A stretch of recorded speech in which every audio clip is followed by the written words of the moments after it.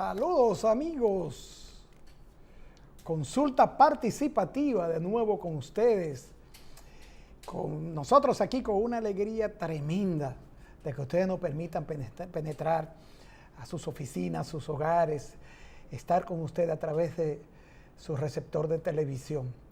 Como siempre, tratando de preparar un programa cuyo contenido sea del agrado de ustedes y sirva de orientación y beneficio para toda la sociedad. Nosotros, saben ustedes que estamos transmitiendo por Carivisión, canal 26 de Claro y Tricón y canal 22 de Aster, pero también estamos transmitiendo en vivo a través de Facebook.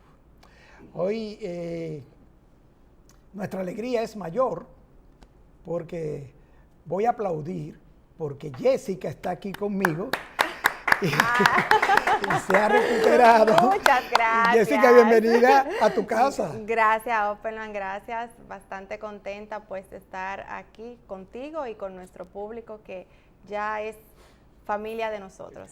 Así es, así es. Y como siempre, y hoy mejor todavía con el aporte y el auxilio efectivo y ese comentario siempre interesante de Jessica. Estamos rebosantes de alegría. Vamos a ir a una pequeña pausa y retornamos de inmediato con nuestros comentarios.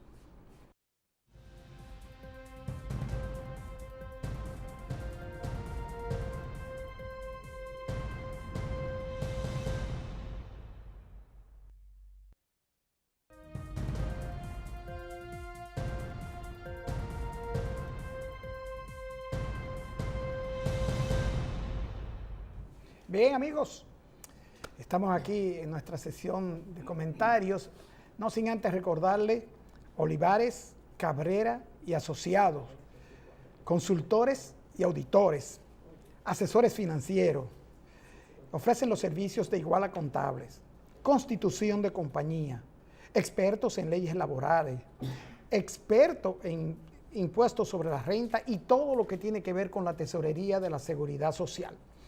El lema de Olivares, Cabrera y Asociados es que una vez usted se ponga en contacto con ellos, su negocio irá como la flechita que tienen en su televisor en forma ascendente. Olivares, Cabrera y Asociados están en la avenida Independencia, kilómetros 10,5 de la Torre Atalaya del Mar, en la suite A223. Y tiene los teléfonos 809-616-6790, y 809-292-6421. También puede contactar a Olivares, Cabrera y Asociado a través de su email delioolivares@hotmail.com. Contacte a Olivares, Cabrera y Asociado para que su negocio vaya en forma ascendente. Y, amigos, la sonrisa, esa ventana, esa primera impresión que le damos a las personas, ya usted no tiene por qué ocultarla. La doctora Lourdes Sarina Opelman, quien es especialista en prótesis y reconstrucción bucal, también le ofrece los servicios de endodoncia, ortodoncia, odontología pediátrica, coronas, puentes, cirugía bucal, en fin, todo lo que tiene que ver con su salud bucal y la estética de su sonrisa se lo ofrece la doctora Lourdes Sarina Opelman. La doctora Opelman trabaja exclusivamente por cita y está en los teléfonos 809-533-2000 y 809-846-0582. La doctora Opelman está en la avenida Rómulo Betancourt 297 en la Plaza Maderta Tercera, local 205 de Bellavista. No oculte más su sonrisa. Llame a la doctora Opelman. Amigos, y en nuestro programa anterior hicimos un llamado a la Asociación Médica Dominicana en la persona del doctor Waldo Ariel Suero y a las autoridades de salud. Y hoy insistimos en el llamado. Este mes es el mes de la lucha contra el cáncer de mama. Y no nos parece que es propicio el mes para paralizar labores médicos.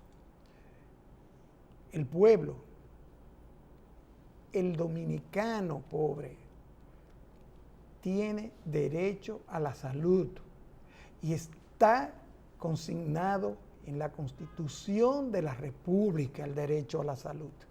La negación de la salud es una violación a la Constitución de la República. Pero aún más, un desconocimiento de la condición humana y de la necesidad del ser humano de estar vivo y estar en salud. Reiteramos nuestro llamado al diálogo, a la conversación, a ponerse de acuerdo. Y reiteramos nuestro llamado para que se piense en los que demandamos los servicios de salud, que somos a la final los más afectados. Respetamos el que los profesionales de la salud reclamen sus derechos, pero reclamar un derecho conculcando otro derecho no creo que sea justo. Por eso insistimos en hacer nuestro llamado a nuestros médicos dominicanos, al doctor Álvaro Suero y a las autoridades de salud. Por otro lado, señores, Puigdemont eludió, el presidente de la Generalitat catalana, eludió responder al gobierno español si declaró o no la independencia en su intervención ante el Parlamento de Cataluña. Puigdemont envió una carta al jefe de gobierno, Mariano Rajoy, en la que lo invita a una tregua prácticamente, si podemos decir una tregua de 2 meses, a los fines de iniciar un diálogo para concretar soluciones políticas. Ese es un pedimento que si vemos las cosas basándonos en la sentencia del Tribunal Constitucional de España, que declaró nula la convocatoria, la ley de convocatoria al referéndum independentista, creemos que el jefe de gobierno no va a acceder. Esos 2 meses, el jefe del Estado español no se hizo esperar y contestó de la manera siguiente: no puedo aceptar en modo alguno la existencia de eso que usted denomina conflicto histórico, señor Puigdemont, entre el Estado español y Cataluña, dijo el jefe del Estado, de forma inmediata, contundente, también mediante una carta. Y le acotó a los catalanes y a Puigdemont que nunca en toda su historia los ciudadanos de Cataluña habían gozado de más libertades, más autonomía política y financiera que durante la etapa democrática. Esto nosotros lo habíamos comentado y habíamos dicho y habíamos cuestionado en el aire de que la independencia es un anhelo de todo ser humano y la libertad es inherente a la vida humana. Pero si a usted no lo están persiguiendo, no le están conculcando sus derechos, no le están constriñendo a una obediencia dictatorial, ¿por qué la independencia? Como acota el jefe del Estado, nunca antes en la historia los ciudadanos de Cataluña han gozado de más libertades en el orden político, económico y democrático que ahora. Y recordó que la Constitución declaró ilegal esa ley de convocatoria y le otorgó un nuevo plazo al presidente de la Generalitat, señor Puigdemont, hasta el jueves próximo, para que diga sí o no. Y esta vez dejó entrever el jefe del Estado que sí hay toda la probabilidad de aplicar el artículo 155 de la Constitución española, El Tribunal Federal Constitucional de España no se hizo esperar y sentenció el pronunciamiento y la convocatoria que hizo el Parlamento de Cataluña y le reiteró que era ilegal porque había sido prohibido por una sentencia del Tribunal Constitucional de España. Decíamos nosotros que esto podría dar al traste con la carrera política de Puigdemont. Por otro lado, Jessica, aplazaron hoy la audiencia, amigos televidentes, sobre la audiencia de conocimiento de medida de coerción sobre el asesinato del abogado Junior Ramírez. La Oficina de Atención Permanente del municipio de Santo Domingo Este aplazó la audiencia para el jueves a las 2, a petición de la parte acusadora y aceptada por la defensa, porque el abogado de la familia y el hermano del asesinado abogado Junior Ramírez insiste en que faltan acusados. Esto es un caso triste, muy lamentable, que afecta a la sociedad dominicana y afecta, cómo no, a los partidos políticos, a los políticos y hasta la misma justicia. Hay gente que no está de acuerdo con el procedimiento y lo que se ha hecho. Esperemos que se haga justicia y que las cosas se esclarezcan para bienestar de nuestra sociedad. Jessica, llegó al país el nuevo nuncio apostólico de su santidad, el Papa Francisco. Arribó ayer al país el nuevo nuncio de su santidad, Monseñor Galet Musat Abdallah Vader, un árabe. El enviado del Papa llegó por el aeropuerto de las Américas, fue recibido por el embajador dominicano ante la Santa Sede, Víctor Grimaldi, y el secretario de la Nunciatura, Padre Álvaro Urieta. Este nuncio es nacido de Jordania, nació en Jordania y llega a la República Dominicana tras haber sido nuncio en Pakistán, donde estuvo destacado y según las referencias hizo una gran labor como representante del Santo Padre. Esperemos que en nuestro país suceda lo mismo. Y para terminar, señores, con este pequeño bloque de noticias, la MINUSTAH se fue de Haití, pero dejó la MINUJUST.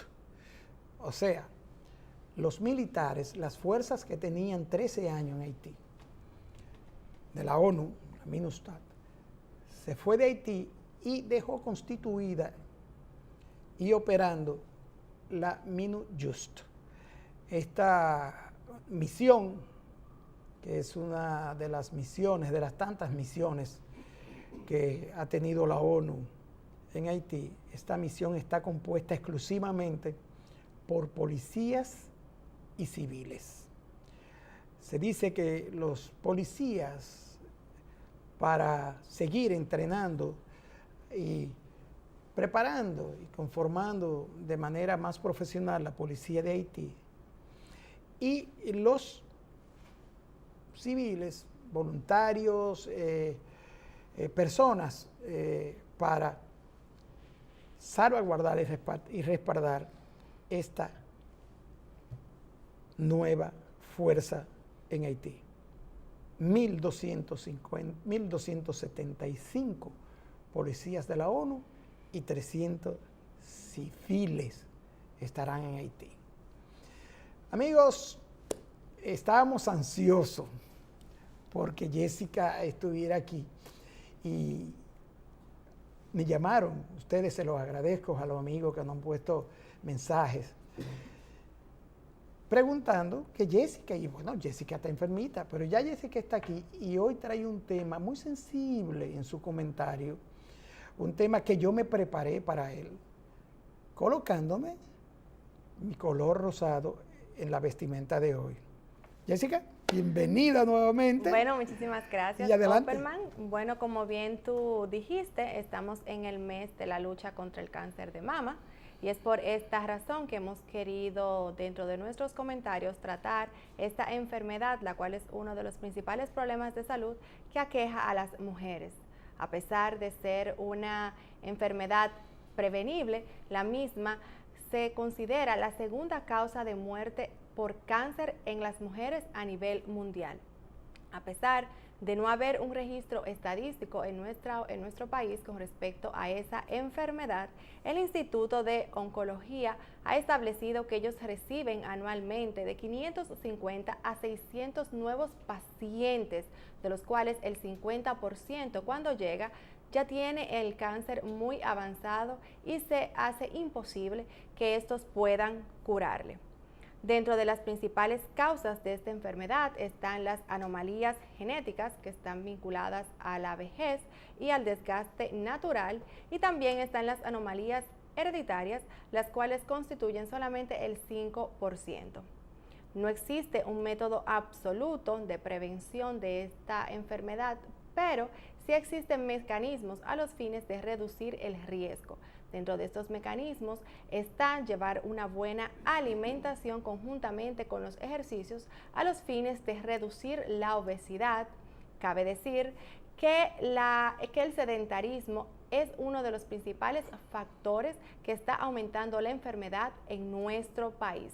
Otra de las medidas es la prevención temprana, en donde doctores como es el oncólogo Eduardo Segura recomienda que las mujeres a partir de los 40 años deben realizarse anualmente sus exámenes de sonomamografía y mamografía, y de forma periódica las mujeres realizarse su autoexamen de mama. Consideramos que el gobierno debe de invertir en educar a la población sobre la gravedad de esta enfermedad y hacer énfasis en que la prevención temprana es una de las mejores medidas a los fines de erradicar esta enfermedad. Sí, Jessica, nosotros, Consulta Participativa siempre ha sido un abanderado de estas campañas y de lucha contra el cáncer de mama. Y el año pasado trabajamos todo un mes, el mes de octubre del año pasado lo trabajamos con el despacho de la primera dama, que hay que reconocer en doña Candy Montilla de Medina esa dedicación por entero, con un equipo inmenso, un equipo maravilloso de profesionales que se han tomado para sí todo lo que tiene que ver con la lucha contra el cáncer de mama. Y decir que tienes toda la razón cuando dices que debe haber más educación para la mujer, para la prevención, debe haber más, hasta en las escuelas, en las niñas, en las clases, las niñas, tiene que hablársele del cáncer de mama. El índice de cáncer de mama es alto. Y me informaron hoy, Jessica, tengo que confirmarlo mañana y se lo haré saber a todo el que pueda, que el Hospital de la Mujer tendrá un operativo para cirugías de senos grandes, para personas, mujeres ya un poco maduras, no un operativo estético, un operativo de prevención, cirugías para prevención del cáncer de mama.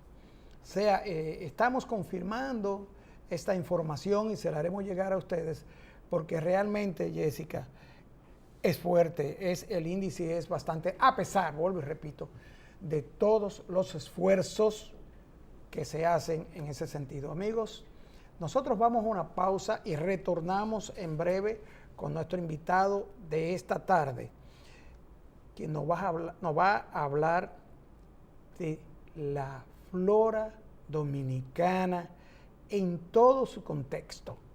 Retornamos en breve.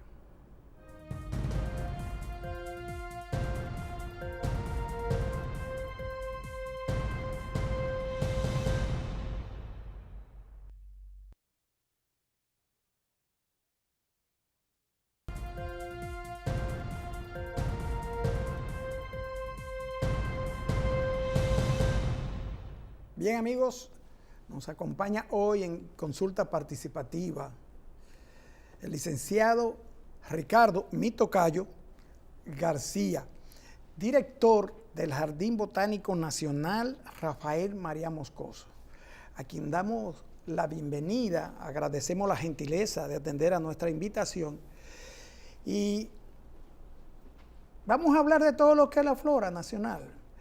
Sé que Jessica tiene una batería de preguntas y vamos a arrancar con Jessica, pero antes, licenciado, ¿cómo está? Gracias, Tocayo, Ricardo Hopperman, gracias, Jessica, por darnos la oportunidad de entrar en contacto con estos amigos que lo siguen a ustedes en su programa para hablar de plantas, para hablar del jardín botánico y sobre todo el tema de la conservación, que es un tema tan importante en este momento, ligado al cambio climático, todo este tipo de cosas. Yo decía, licenciado, antes de que Jessica inicie sus preguntas, que usted no es un político con un cargo profesional, sino un profesional en un cargo público. Háblenos de su formación profesional en cuanto a la biología. Fíjese, de manera breve, yo soy biólogo, lo que decimos aquí, biólogo puro, porque la Universidad Autónoma de Santo Domingo, que es la única universidad que tiene la carrera de biología, imparte biología pura y una carrera de pedagogía, mención biología y química. Yo soy egresado de biología pura y dedicado desde el inicio de mi carrera a la parte de taxonomía y ecología de plantas. Por eso he hecho carrera en el Jardín Botánico Nacional, ya voy a tener el próximo año 35 años dedicados a la investigación y al trabajo en el Jardín Botánico Nacional, lo que me ha permitido, me ha dado el privilegio de formar parte y contribuir con esa colección importantísima que tiene el Jardín Botánico, la colección del Herbario Nacional, que son ya alrededor de 138.000 muestras de todo el país, y la colección viva, es decir, eso que uno puede observar, palmas, orquídeas, helechos, árboles maderables, todo esto, en el jardín como tal. Mi formación, pues después que salgo como egresado de la Universidad Autónoma, entonces me voy a la Universidad de Puerto Rico y hago una maestría en taxonomía y ecología de plantas. Y ya luego después, por un periodo relativamente corto, me fui a la Universidad de La Plata, Argentina, también para la parte de taxonomía de plantas. Eso en términos de formación general. Jessica, ahí tiene tu la persona idónea para que nos hable sobre plantas y la protección de la biodiversidad, que es uno de los temas que realmente quisiera pues que usted nos hablara un poquito de eso, tomando en cuenta, como bien usted ha dicho, que es ahora mismo algo elemental para el cambio climático. Entonces, en el jardín botánico, ¿cuáles son las medidas que se toman para cuidar esas plantas que son el pulmón del jardín? Sí, fíjate, vamos a comenzar por un poco la historia, el inicio, la génesis del jardín botánico. Se crea con el objetivo de el estudio, el manejo, la conservación de la flora dominicana. Y lo inicia un destacadísimo botánico de nombre Henry Alain Liogé, de origen francés, pero formado en Cuba, trabajó en Puerto Rico, en todo el Caribe. Entonces, el jardín botánico, pues, de ahí su colección sirve de base para escribir la flora dominicana. 9 tomos que recogen la mayor parte de las plantas que crecen aquí. Entonces, el jardín, ya en ese trabajo continuo en el campo, sus investigadores, vamos trayendo semillas, plantas vivas y fortaleciendo el jardín. Definimos 4 ejes fundamentales de trabajo: la investigación, la conservación, la educación ambiental y la parte de recreación y esparcimiento, que en principio no pensamos que iba a llegar al nivel que es hoy en el jardín. Casi todo el mundo conoce el jardín por la belleza, por la armonía allí con la naturaleza. Entonces, eso es como la esencia, ¿no?, del jardín. Ahora, en este momento, donde ya el mundo está preocupado, está consciente del valor del problema que representa el cambio climático, también sabemos que una medida de poder paliar un poco, minimizar el impacto del cambio climático, es aumentar la cubierta boscosa, para decir, cuidar los bosques, aumentar el verde. Entonces el jardín trabaja arduamente en eso, propagando plantas, contribuyendo con los programas de reforestación, de plantaciones forestales. Ese es el día a día del jardín botánico, y obviamente para eso pues hay que educar a la población. Claro. Licenciado, me llama mucho la atención el hecho de que el jardín botánico es, como su nombre lo dice, allí todo está sembrado, o sea, la belleza es por la siembra, ¿no? Pero me llamó mucho la atención, investigando sobre el jardín, el dato de que el jardín está construido, está hecho en una tierra poco fértil. Así es. Explíqueme eso, porque como que no lo entendí eso, poco fértil la tierra y una cosa tan inmensamente preciosa como el jardín botánico. Bueno, lo que pasa es que cada espacio en esta isla o en el mundo desarrolla una flora que se adapta a esas condiciones. Entonces usted va a encontrar que el jardín, a pesar de que los suelos no son fértiles, no estamos hablando como los suelos del Cibao, o incluso algunos suelos próximos a Santo Domingo, en Gombe, zonas así, pero con un manejo que damos a muchas de nuestras plantas, entonces logramos un crecimiento, una exuberancia, pero además hay una parte del jardín que es la reserva natural del jardín, que cubre alrededor de un 40%, y esa vegetación ha estado ahí por mucho tiempo, porque debo decirle y recordarle lo que ya conocen, que el jardín fue construido en un espacio que era material bélico, eso era un campamento militar. Por eso la gente ve un bosque ya maduro, vamos a decir, dentro de la ciudad de Santo Domingo. Se aprovechó ese espacio estratégicamente para esos fines. Por eso ese gran pulmón que hemos ayudado sembrando más plantas, más las que estaban ahí. Licenciado, algo que usted dijo fue que ustedes educan dentro de las actividades que ustedes hacen en el Jardín Botánico para darlo a conocer. ¿En qué se basa esa actividad educativa? Fíjese, la educación ambiental, que en el caso nuestro hacemos mucho énfasis en la parte de educar, crear conciencia sobre las características y el valor de la flora dominicana. Sí, estamos hablando de que en la isla española hay alrededor de unas 6.100 especies de plantas vasculares, o lo que algunos llaman plantas superiores. Entonces, muchas de ellas, alrededor del 34%, son no se me vaya tan rápido, endémicas. Vasculares. Expliquen plantas vasculares. Se refiere a estas plantas que tienen ya una estructura, raíz, tallo, hoja, flores, una planta normal, como ven, porque hay otras plantas de estructura menos compleja, entonces no tienen esos sistemas de conducción tan desarrollados como las llamadas plantas vasculares. A eso nos referimos. Entonces, desde la época misma del encuentro de dos mundos, o el descubrimiento, como algunos llaman, se inició un proceso de uso y deterioro, si se quiere, de la cubierta boscosa en la isla. Corte de madera que se exportaba en grandes volúmenes a Europa, ya después a Estados Unidos, a otro punto, y que hasta el año 1967 era una actividad importante en República Dominicana. Pero como no se hizo un manejo sostenible de la flora, se agotó la reserva de madera y hoy muchas de esas especies maderables están en peligro, algunas en peligro crítico de extinción. Por lo tanto, la población tiene que saber eso.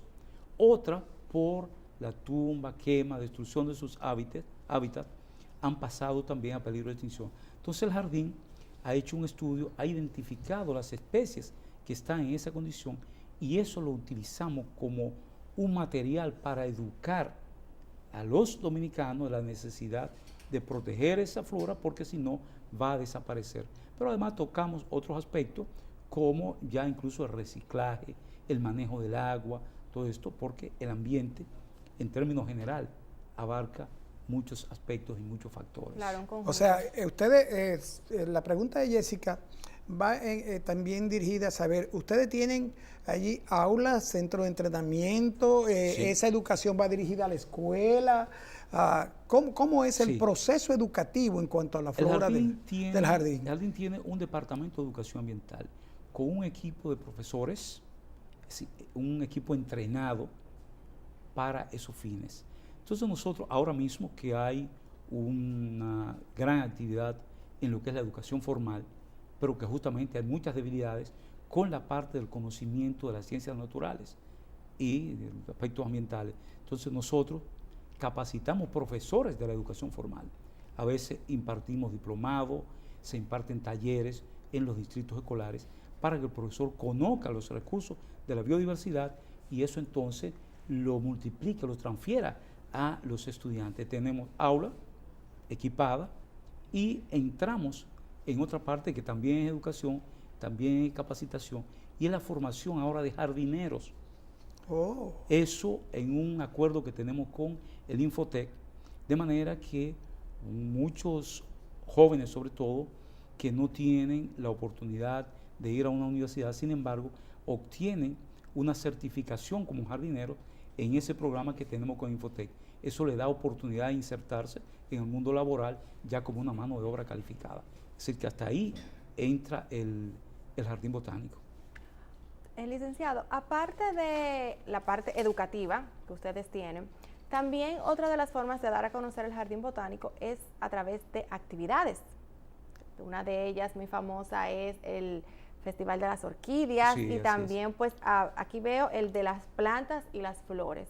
Entonces, háblenos un poquito de qué, por ejemplo, busca específicamente la parte de las orquídeas cuando ustedes lo hacen y también qué busca este Festival de Plantas y Flores. Okay. Si comenzamos por las orquídeas, que siempre lo hacemos a principio de año, marzo casi siempre, está orientado a difundir, aumentar el interés de la población por el cultivo y el cuidado de uno de los grupos de plantas más atractivos, que son las orquídeas por la diversidad. Más de 30.000 especies de orquídeas en el mundo y aquí en la isla tenemos unas 350, muchas de ellas hoy en peligro de extinción por la destrucción de los hábitats donde crecen. Entonces, ahí con la Sociedad Dominicana de Orquideología montamos este evento tan importante, ¿verdad? Entonces, el Festival de Plantas y Flores ya más abarcador porque ahí nosotros, el objetivo fundamental es seguir educando, seguir difundiendo el interés por las plantas, ¿verdad? El cuidado de los bosques. Ahí concentramos productores ya viveristas con un fin comercial. Entonces ellos llevan, exponen, venden a precio de feria su producto desde una orquídea hasta un frutal o un árbol de sombra, una planta ornamental, pero además los suplidores que ya el mundo de la jardinería, el diseño de jardines, cultivo de plantas, es una actividad económica importante de la República Dominicana, incluyendo los suplidores de equipos mecanizados, van allí a exponer y a promocionar su producto. Entonces también nosotros aprovechamos entonces y ahí se dan una serie de talleres, charlas y hacemos un panel este año que va a ser del 27, 28, 29 de este mes, es decir, el próximo fin de semana, nosotros vamos a tener un panel sobre la importancia del bosque en la producción de agua. ¿Qué buscamos con esto? Llamar la atención del valor del recurso agua en República Dominicana y cuál es el estatus de nuestros bosques y la necesidad de seguir aumentando los bosques, cuidar los que ya tenemos y ponemos como ejemplo casos como el de Valle Nuevo, que por suerte se ha hecho un gran trabajo, el actual ministro de Medio Ambiente, para recuperar Valle Nuevo en cuanto a la cantidad y calidad de agua. Y este panel con 3 expertos va a tocar la parte forestal, la parte de agua y la parte de flora. Igualmente vamos a tener un taller, por ejemplo, de cuidado y cultivo de orquídeas, otro sobre la técnica de bonsai, que le gusta mucho esa técnica japonesa. Estos son los arbolitos enanos. Los arbolitos Sí, no, mi enanos. mamá tiene uno en la casa. Dice, yo tengo que comprar eso obligatoriamente. Es interesantísimo como esta técnica de bonsai, pero también tenemos una charla interesante, porque hay una planta que la gente dice palmita por ahí, Cycas revoluta, que se ha presentado una plaga recientemente, está diezmando esa especie. Entonces, vamos a dar una charla para que la gente sepa cómo cuidar, cómo proteger esa planta. Qué bien, licenciado. Eso entonces sí contesta muy bien la inquietud de Jessica en cuanto a la formación, al plan que tiene el jardín de instruir, de educar sobre el manejo de la flora, de las plantas y las flores. Ingeniero, yo quiero que en el próximo segmento usted me hable de las plantas venenosas, porque sé que en el jardín hay un área, tienen plantas venenosas, y que en nuestro país las tisanas se hacen a la libre, Es una sin tradición, sí, ningún tipo de conocimiento. Esto, cuando regresemos de la pausa.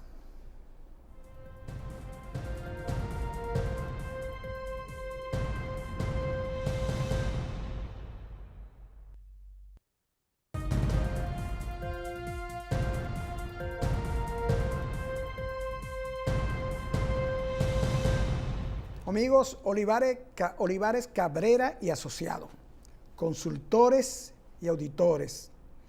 Olivares Cabrera y Asociados también ofrece los servicios de asesoría financiera, igualas contable, constitución de compañía, asesoría en leyes laborales, expertos en impuestos sobre la renta y todo lo que tiene que ver con la tesorería de la seguridad social.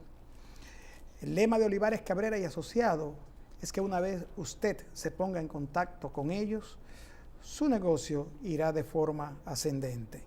Olivares Cabrera y Asociados está en la Avenida Independencia, kilómetro 10.5, en la Torre Atalaya del Mar, en la suite A223. Y tiene los teléfonos 809-616-6790 y 809-292-6421.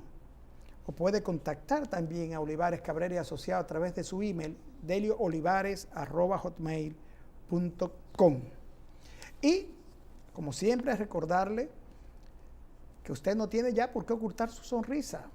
Contacte a la doctora Lourdes Sarina Opperman, experta en prótesis y reconstrucción bucal, que también le brindará los servicios de odontología pediátrica, implantes dentales, coronas, puentes, cirugía bucal, en fin, todo lo que tiene que ver con su salud bucal y la estética de su sonrisa, se lo ofrece la doctora Lourdes Sarina Opperman, quien trabaja exclusivamente por cita y está en los teléfonos 809-533-2000 y 809-846-0582. El gabinete de la doctora Opperman está en la avenida Rómulo Betancourt, 297, en la Plaza Maderta Tercera, local 205 de Bellavista. No oculte más su sonrisa. Llame a la doctora Opperman. Amigos, le dejé en el aire una pregunta al licenciado acerca de las plantas tóxicas. Perfecto. Fíjese, históricamente, desde el inicio de la humanidad, el hombre ha utilizado las plantas como fuente de medicamento. De hecho, fuente para curar sus enfermedades. De hecho, los jardines botánicos tuvieron su origen en el cultivo de plantas con fines medicinales. Por eso uno encuentra nombres como el de Dioscórides, antiguo médico, ¿verdad? Entonces, las plantas tóxicas en el país, hasta no hace mucho tiempo, poco conocida la diferencia entre las tóxicas y la que realmente... Hay muchas en el país, doctor. Hay muchas plantas tóxicas, hay familias que tienen bastantes especies que son de gran toxicidad. La misma familia Euphorbiaceae, por decir, la familia de la yuca, tiene muchas especies tóxicas. La familia del café, la rubiácea, también tiene muchas especies que son tóxicas porque acumulan o producen muchos alcaloides, que son compuestos muy tóxicos. Entonces, como no se hacían estudios a profundidad, sino que la gente la usaba por ensayo y error, pero muchas de ellas no causaban la muerte inmediatamente. Mencionaba el caso de la toatúa, una planta conocida ampliamente en República Dominicana y que difícilmente haya alguien de más de 40 años que en algún momento no le dieran un tececito de toatúa. Pues hoy se sabe que la toatúa tiene un alto grado de toxicidad porque es hepatotóxica, es decir, daña las células del hígado y después aparecen la cirrosis hepática. Entonces la gente dice, pero bueno, yo ni tomo alcohol, ni tengo consumo de algún medicamento que pueda producir esto, y es que ya había un daño. Hoy con los estudios que se están haciendo cada vez más, entonces hay lo que se llama la validación de plantas medicinales. Se prueban, se establece la toxicidad y entonces se descartan esas especies que son de alta toxicidad y aquellas que no tienen ningún valor para curar ninguna enfermedad y que se creía que sí. ¿Cómo cuáles, doctor? Bueno, hay... La toatúa es una. La toatúa es una que se descarta por la toxicidad, pero algunas tóxicas realmente son medicinales. El problema está en la dosis y cómo utilizarla. El limoncillo, por ejemplo. El limoncillo es una planta inocua que hasta ahora no tiene una toxicidad así notable. Sin embargo, como tiene mucho aceite esencial, y estamos hablando del limoncillo, la hierba, porque en el Cibao, limoncillo es también lo que aquí le llaman quenepa. Esa grama limón o lemongrass, el limoncillo, tiene alta concentración de aceites esenciales que consumido en alta concentración, como llaman un té muy concentrado, puede irritar la mucosa del estómago. Por lo tanto, ya ahí hay un daño. Entonces, es un tema de la toxicidad. Y me disculpan los médicos que nos estén viendo, porque yo no soy médico, soy botánico, pero me ha tocado trabajar mucho en proyectos de investigación en plantas medicinales, muchas de las cuales hoy se usan y ya hay productos en el mercado ya comercializados. Los famosos productos naturales. Los productos naturales, pero algunos incluso ya productos patentizados, incluso aprobados por la FDA, que es de los más altos requerimientos en Estados Unidos, cuando un medicamento pasa los estándares de la FDA. Licenciado, ya está. No quiero que se me acabe el tiempo si usted, sin preguntarle, ¿de qué vive? ¿Cómo se mantiene? ¿Cómo subsiste el Jardín Botánico Nacional? Qué buena pregunta, porque mucha gente va al jardín y nos satisface, que nos dicen que está bonito, que está bien mantenido. El jardín recibe la mayor parte de sus recursos del gobierno central. Sin embargo, ese aporte presupuestario no es suficiente para las actividades y los compromisos que tiene el jardín, que cada vez son mayores. Entonces nosotros hacemos una gran labor de autogestión. Y esa autogestión implica las entradas, los espacios que hemos habilitado para que la gente haga actividades que no dañen el jardín, colaboración de instituciones nacionales, internacionales, el sector empresarial. Nosotros cada año tenemos que autogestionar alrededor del 30% de lo que es la ejecución presupuestaria. Eso es mucho para un jardín botánico, pero qué bueno que sobre todo el sector empresarial tiene confianza en el jardín. Y muchas de las obras que ustedes ven en Jardín Botánico, pabellón de lecho, pabellón de orquídeas, bromelias, los senderos, el jardín japonés también recibimos apoyo. Ahora vamos a inaugurar próximamente el Sendero Educativo Taíno, una gran obra, un atractivo para el jardín. Y no puedo dejar de mencionar el mariposario, un atractivo. Esas obras, el Sendero para Personas con Discapacidad, son aportes del sector privado, millones de pesos. El sector empresarial ha creído en nuestra gestión y entonces aporta. Así es como se mantiene el jardín botánico. Licenciado, hay algo que a mí me llama mucho la atención. Aquí existen las plantas carnívoras. Sí, le hago la pregunta porque en Perú la utilizan como algo doméstico, en donde las personas que no pueden tener animales, pues se las venden y esos son sus animalitos. O sea, aquí existen también. Sí, fíjese, aquí tenemos 2 o 3 especies de plantas carnívoras, pero muy pequeñitas, porque hay toda una creencia y eso se ha difundido de que hay plantas carnívoras muy grandes. No, la más grande apenas tiene unas cuantas pulgadas y entonces tienen una estructura, ya sea en la hoja, y es a veces como un embudo, una cápsula con una especie de tapa y unos pelos sensibles. Cuando un insecto, sobre todo, o un invertebrado pequeñito entra, toca esos pelos sensibles, se cierra esa tapa como un opérculo, queda ahí aprisionado, vamos a decir, el organismo, y entonces comienza a segregar unas enzimas y digiere ese pequeño animalito. Así es como funcionan las plantas carnívoras, pero las de aquí son pequeñitas y no tienen ese mecanismo.